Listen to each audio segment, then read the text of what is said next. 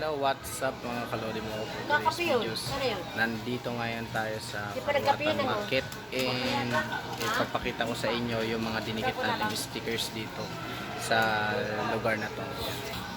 Yan yung unang dikit natin. Yan yung sticker. Yan. Tapos pangalawa, nandito naman yung isa nating sticker. Yan.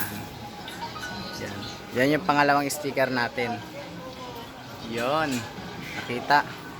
So ngayon, ipapasyal ko kayo kay tita. Tita. Ayun. O ito, kaway. Yan, shout out. Bibigyan natin siya bukas ng sticker natin, didikit natin dito. Yan. Iikot ko pa kayo sa iba na na merong sticker natin. So ayun na nga guys. Ito na yung inaantay natin, mga dinikit natin oh. Yan. Dito naman to kay Madam. Dalawa yung dinikit natin diyan oh. Sticker. Isa pa dito, isa doon. So yan.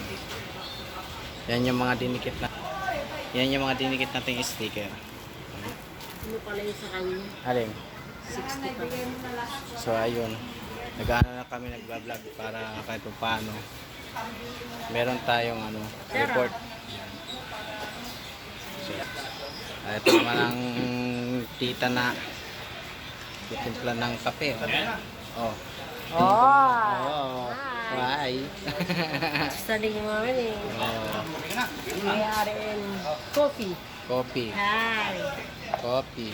Tapos wala pa ako siya sabi. Relaxation. relaxation po. Rejuvenation.